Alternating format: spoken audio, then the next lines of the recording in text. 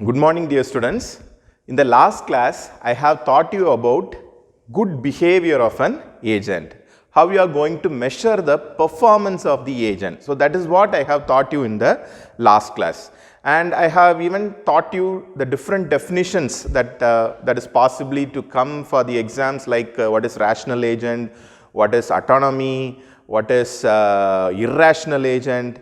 Okay, so I have covered all those 2-mark questions also in the previous session. So in today's class, I am going to teach you about the nature of environment.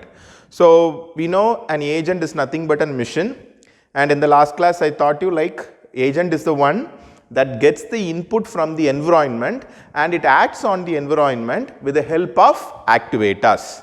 And even I taught you the actuators are like our hands with which we can do some jobs. Hands, my mouth, it is doing some action, my legs. So these are some of the actuators. Okay. So in today's class, I am going to teach you how the environment around a machine is. Okay. So even as a person, if I just stand inside a classroom, so I have an environment, right? I have a board, I have some students in front of me, right? So I have an environment around me. So like this, if you take a machine or an agent, so what kind of environment a particular machine faces? So that is what I am going to teach you in today's class.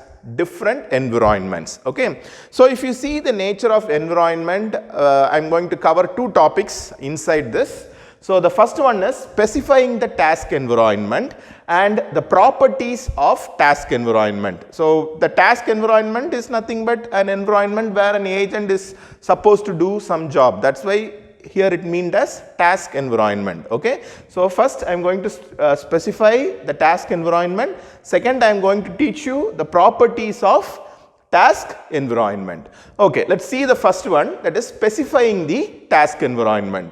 So if you want to specify a particular environment, there are 4 terms that is used to specify an environment. So whatever the environment is, whatever different kinds of environment we have, there are only 4 parameters that is used to specify the task environment. So the first one is performance. It is represented as P. So we shortly call it as PEAS. Okay, we normally call it as PEAS. So P is nothing but performance, E is environment, A is actuators, S is sensors. Okay, so what are they?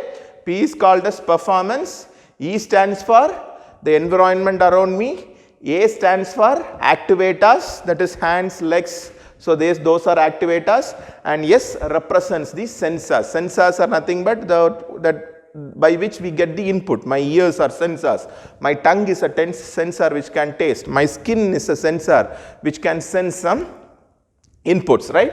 So these are the 4 parameters: performance, environment, actuators and sensors. Now let's see some of the examples and let us try to specify those examples under these 4 parameters. Okay. So I hope you got my question. I am going to give some examples and we are going to set those examples within this 4 parameters. Okay. So if you take the first one, that is the taxi driver system.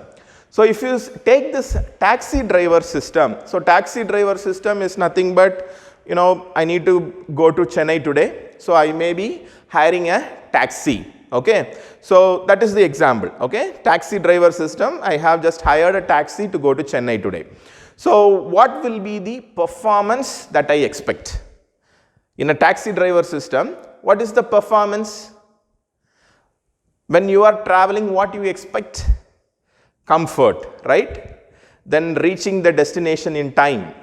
Okay, so these are the performance. So comfort, reaching the destination in time safely. So these will be the performance of a taxi driver system. That is how we measure the performance of a taxi driver system. Second one is environment. So when you drive a car in a taxi driver system, what will be the environment around you? When you drive a car, what is the environment around you? You will see other vehicles, You will see some trees, you will see some buildings, you will see some other cars. So these are the environment that is around a particular taxi driver system. Okay. Now third one, activators. So in a taxi driver system, what are the activators? How you perform some action in a taxi driver system? If you take a human, I said I can do some action with my hand, with my legs, I said.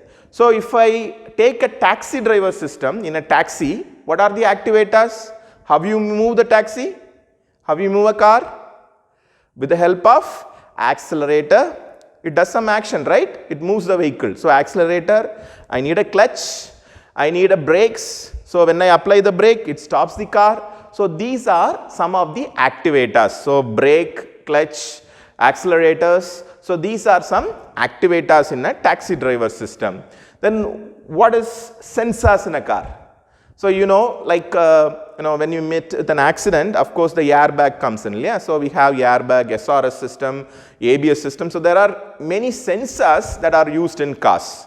So those sensors, even the fuel indicators has sensors, then speedometers. So that sends the speed and it gives the output, right, to us. It shows the output to us. So these are some of the sensors that are present in car, right. So initially I gave you an example of a taxi driver system, and for this taxi driver system now we have set what are the performance measures are, what are the environments it is facing, what are the activators, and what are the sensors. So we have seen for this particular example, we have seen what are the PEAS.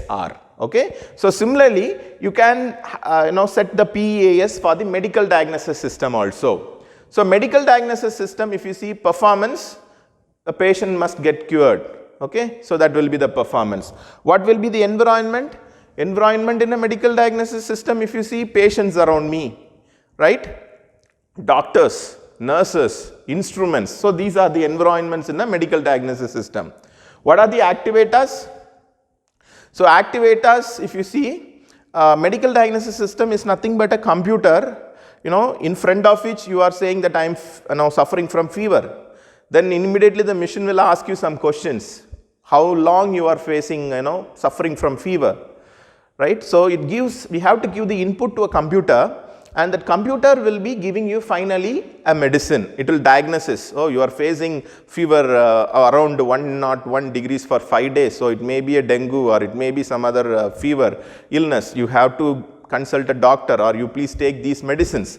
So it prescribes some, remedies for the disease which it diagnose. Okay. So that is medical diagnosis system. So performance, as I said, curing the patient is the performance.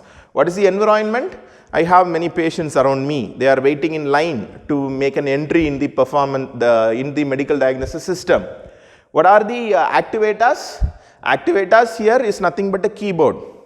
The display which we have. Okay, maybe like we have many diagnoses. Like you may go for a blood test, maybe some other kind of test also will be required, like scanning and other things. So those things you call it as activators. So of course instruments, okay, thermometers. So there are many things by which we can collect some data. So that comes under activators.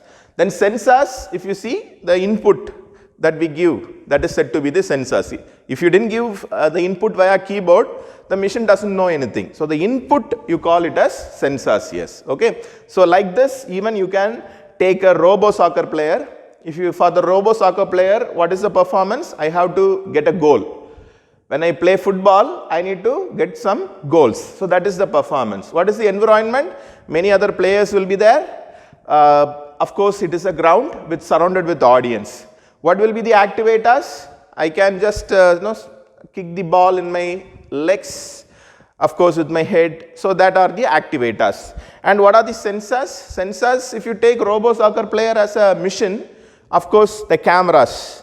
With the cameras only it can get the input. So the cameras are the sensor. So here I have just given 3 examples, and I have just described how to define the performance, environment, activators and sensors. Okay. For the university, they may ask, with few other examples like Mars Land Rover, Mars Land Rover. Okay. So what is it is like in the Mars you would have seen, yeah, the NASA and our ISRO are launching many rockets onto the moon. So it has to just move around the Mars and it has to collect some data and it has to give it back to the station, right? So that kind of system. So like this, any kind of example they may ask in the university and ask you to write the performance, environment, activators and sensors. So you must be in a position to answer any kind of example. Okay. So you must know the basic how to define a performance, environment, activators and sensors. Okay. So now let's move on to the second topic, that is the properties of task environment. So if you see the properties of task environment, it is divided into 6 kinds of properties. So the first one is fully observable versus partially observable environment. So if you take a fully observable means if I am just standing in front of you, I can just monitor the students who are in front of me, right? You are in front of me. So I am able to monitor who are the students in front of me. Okay. But if I just wear a glass which is full of dirty, it is full of dirt. So if I wear this glass and I just see you, what happens is, whether I will be able to monitor the students if I have a glass full of dirt? No, I won't be able to monitor, right? So that is how we define fully observable versus partially observable environment. Okay. So fully observable environment is you are getting a complete picture, complete input from the environment. Partially observable means because of a dirt of a camera or some other reasons, you are not getting the complete data from the environment. So with the partial input which you get from the environment, you have to take some actions. Okay. So even if I stand here with a dirty camera, still I will be handling the class because I know in front of me I have the students. So even with the partial input, I will be able to handle, right? So that is how partial and fully observable comes. And the second type of environment is episodic versus sequential environment. So episodic here, you are just considering the experience of a particular mission. So I hope the first day when you entered the college, you would have been blank, right? You don't know where canteen is, where classroom is, whom you are going to meet, you don't know, you won't have any friends. But later on, when you go day by day, you have earned friends, you know where canteen is, where classroom is, you know all the faculties who are teaching you, right? So how you are able to gain that? That is because of experience. Okay, so that is what we speak here. So whatever you gain as an experience is stored as episodic. School life, that is one episode. College life, that is another one episode, and maybe after college you have a different episode. So whatever the experience you have gained, that is collected together as an episode. Okay. Whereas what is sequential is? Sequential is, it doesn't need much experience. If you just hit someone, what will be the action? Some of your friends, when you just give a punch or even scold your friend, they don't show any response, right? They will just laugh and go, right? So for an input, there is some reaction, there is some output. So that is sequential. There you don't need to store the entire data.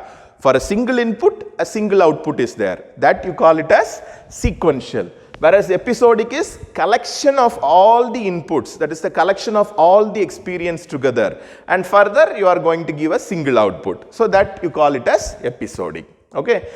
Next is static versus dynamic. So static versus dynamic represents the environment. So if you see the environment when you drive a car keeps on changing. Will it be still? No. When I drive a car, I may have various windmills near when I see the window. After a few hours, I will see some seas. The scenery keeps on changing, right? So that you call it as dynamic environment. What is static environment? The environment that does not change. For example, when you play a chess game, will the environment change? No, it doesn't change. You will have some audience or even some, you would have watched chess game in news and other things, right? Vishwanathan Anand playing against some other person. So if you see, the environment doesn't change. It is a static environment. So environments are divided into two. Static environment is also there. Dynamic environment is also there. Then if you see what is discrete versus continuous. So discrete, if you see, the input which you fed into the machine will be single. For a single input, you will be taking an action. Whereas continuous is, the input fed is continuous. For example, driving a car. So while driving a car, can you just give a single input? No. You have to keep on giving, you have to keep on holding the steering and give an input. So that you call it as dynamic. Whereas static is not like that. You will be giving a discrete is not like that. You will be giving a single input. Whereas continuously you have to give an input like driving a car. Then what is deterministic versus non-deterministic? So deterministic means, so when I play a chess, if I take a move, you can just predict what my opposite player will do. He will also maybe move the soldier, right? So if you are able to predict what the other player will do, what will the other player will move, okay, what he takes the action. So what he does, if you are able to predict, you call it as deterministic. If you are not able to predict, you call it as non-deterministic. So deterministic, I said, playing a chess. If I move a particular soldier, you know what the other player will do. What are the possible moves he can do, you can predict. Whereas, can you predict the traffic? Monday, it will have a less traffic. Tuesday or Wednesday or even holidays, you have more traffic. Can you predict it? No, you cannot predict, right? So that comes under non-deterministic environment. Then finally, what is single agent versus multi-agent? So single agent is if only one mission, one player is involved in a particular environment, you call it a single agent. If you have more number of agents or more number of players in an environment, you call it as multi-agent. So for example, for a single agent, you can have like, a vacuum world problem where you have only one vacuum to clean the room. So that is single agent. Whereas multi-agent, robot soccer player. So when you take a football, can you play with only one player? No, you need more players. If you take a cricket, again you need more players. So there, the environment you call it as multi-agent. Whereas if you have only one agent in an environment, you call it as single agent. Okay. So I have taught you like fully observable, partially observable, episodic, that is continuous, okay, episodic versus sequential, then static, dynamic, that changes, does not changes, okay, then discrete, continuous, you are giving a single input, continuous input, then deterministic, you are able to predict, non-deterministic, you are not able to predict. Single agent, only one agent is present, multi-agent where you can have more number of agents, okay. So in today's class, I have taught you the nature of agents, environments, where I have taught you how to specify the task environment in terms of performance, environment, activators and sensors. And I have taught you the properties of task environment, that is fully observable, partially observable, episodic, sequential, discrete, continuous, deterministic, non-deterministic, static, dynamic, single agent as well as multi-agent, okay. So in the next class, I am going to teach you different types of agents. So there are 4 different types of agents that I will be teaching you in the next class, okay. Thank you.